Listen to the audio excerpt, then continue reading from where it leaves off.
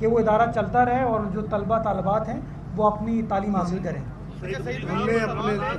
پاکستان کے معاشی اشاریے بہتری کی جانب گامزن ہے. 20 ارب روپے کا رمضان پیکیج پرائم منسٹر نے اناؤنس کیا ہے, بین نظیر انکم سپورٹ پروگرام بھی چل رہا ہے, لیکن اس کے باوجود آپ کیا سمجھتے ہیں کہ معاشی اشاریے بہتر ہیں کہ اس شہر میں JDC, سیلانی, چھیپا, عیدی اور اس سمیت سینکڑوں لوگ ہیں جو اس شہر میں لاکھوں لوگوں کو نہ صرف افطار کرواتے ہیں, سحر کرواتے ہیں, راشن ڈلواتے ہیں, 20 ارب روپے افاق سے بھی ملتے ہیں, بین نظیر انکم سپورٹ پروگرام بھی ہے, معاشی اشاریے بھی بہتر ہو رہے ہیں, تو پھر غربت تو نظر نہیں آنی چاہیے. سوال کا میں مقصد نہیں سمجھا اس کا.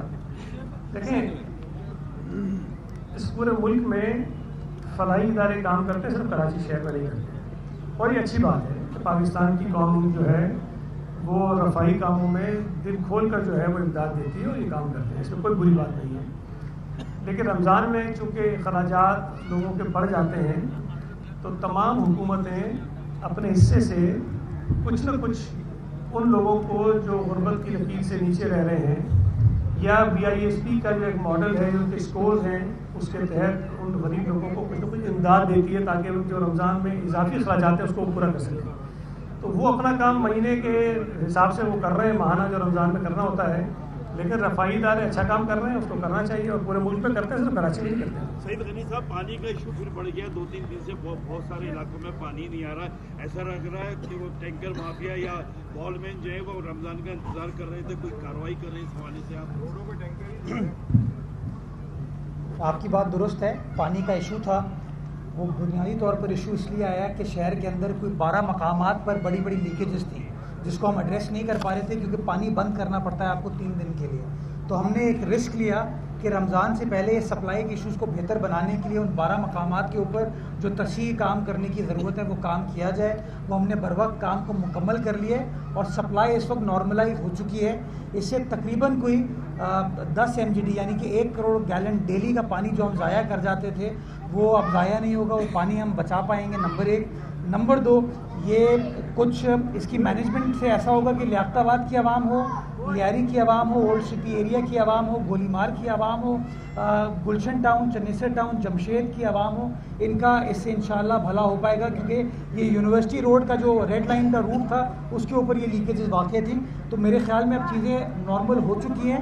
کل بھی میں نے میٹنگ کی ہے واٹر بورڈ حکام کے ساتھ اور یہی تاکید کی ہے کہ ہمیں ان 30 روز کے اندر متحرک طریقے سے کام کرنا ہے, اور جہاں جہاں پانی یا سیوریج کے ایشوز ہیں جن کو ہم متحرک طریقے سے کام کر کے حل کر سکتے ہیں وہ کام کیا جائے. انشاءاللہ اس رمضان المبارک میں آپ اس حوالے سے بہتری دیکھیں گے.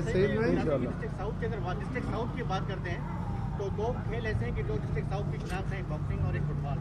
ٹیکنیکل گراؤنڈ ماشاء اللہ بہترین آپ نے بنایا, یہ بھی بنا دیا. باکسنگ کی جو اور کچھ کھلاڑیوں کے سوشل میڈیا پہ آتے ہیں جن کے طرح لیاری سے باکسنگ کے یا فٹ بال کے جو کرنا پڑتی ہے, اس کے لیے اسٹین گورنمنٹ کیا اقدامات کر رہی ہے؟ دیکھیں, سندھ حکومت نے اسپورٹس کی فیلڈ میں جتنا کام کیا ہے شاید کسی اور صوبے نے نہیں کیا ہوگا.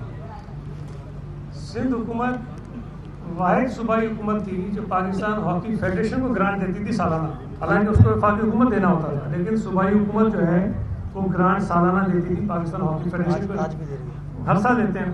اور وہ اس لیے کہ ہم سمجھتے ہیں کہ ہاکی والا کوئی کھیل ہے لیکن اس کو نظر انداز کیا جاتا رہا ہے. ہم نے جتنے آسٹروٹرف بچھائے پورے سندھ میں ہاکی کے لیے, پورے ملک میں کسی صوبے نے نہیں بچھائے. ہم نے فٹ بال کے گراؤنڈز بنائے, ہم نے باکسنگ کے لیے ہم نے مختلف جمنازیمز بنائے, تو ہم نے بے شمار کام کیا. شاید ہی کوئی ایسا شعبہ رہ گیا ہو کھیلوں کا جس میں سندھ حکومت نے کام نہیں کیا ہو. لیکن چونکہ ظاہر آبادی بہت زیادہ ہے, ضرورت بہت زیادہ ہے, اور جتنے وسائل چاہیے ہوتے ہیں اتنے نہیں ہیں. لیکن اگر ہم کمپیریزن کریں گے ہمارا دیگر صوبوں کے ساتھ تو ہمارا مقابلہ کھیلوں میں کوئی صوبہ نہیں کر سکے گا. وہ اور شاید بہت ساری چیزیں کر رہے ہوں گے جو لوگوں کو دکھا رہے ہوں گے, لیکن ہم نے جنرلی جو نوجوان ہیں صوبے کے جن کو کھیل کی سہولتیں میسر آنی چاہیے, جو مختلف کھیل کھیلتے ہیں, انہیں ہم نے ان کو وہ سہولتیں فراہم کرنے کی کوشش کی. اس میں باکسنگ بھی شامل ہے, اس میں بہت سارے کھیل بھی شامل ہیں. جی رمضان کے بزرگوں کو حق ہوتا ہے کہ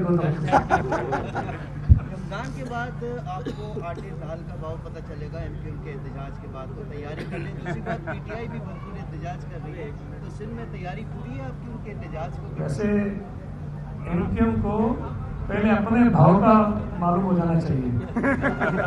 اس وقت बेचारे वो बिल्कुल फारिग हैं। और मैं जो बात कहता हूँ वो आज शायद खालिद मकबूल साहब ने भी इशारों तलाए में मान लिया कि जो MQM है वो PSP माफिया के कब्जे में है। और जो इनके कन्वीनर हैं, मैं हमेशा तो कहता हूँ बेबस बेचारे कन्वीनर हैं। तो जहाँ कन्वीनर बेबस हो, पार्टी किसी और के नर्दे में हो, वो हमें और अगर बलूचिस्तान में वो है तो यकीनन उनकी गिरफ्तारी में सिंध हुकूमत अगर हमें कहेगी तो हम उनकी मदद करेंगे, नहीं भी कहेगी तो हम मदद करेंगे। सॉलिड एविडेंस हो, इस तरह कह देना कि वो बलूचिस्तान में है तो बलूचिस्तान तो बहुत बड़ा है। थैंक यू सो मच, बहुत शुक्रिया।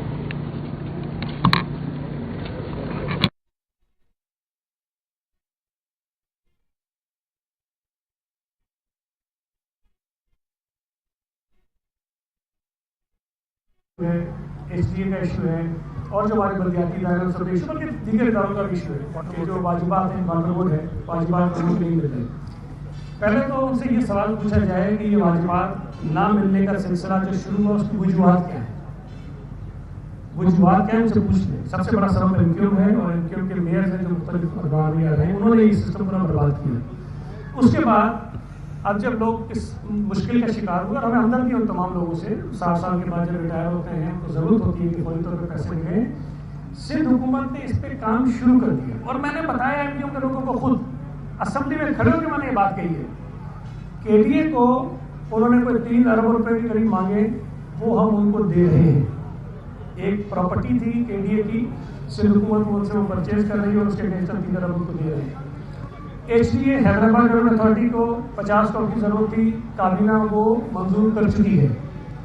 KMC को एग्जैक्ट मुझे अमाउंट नहीं पता, मेरे से बताएंगे। इन्होंने जो डिमांड की उसमें से कुछ पैसे कैबिनेट ने अप्रूव कर दिए कि हम वो दे रहे हैं। हम ग्रेजुअली ये तमाम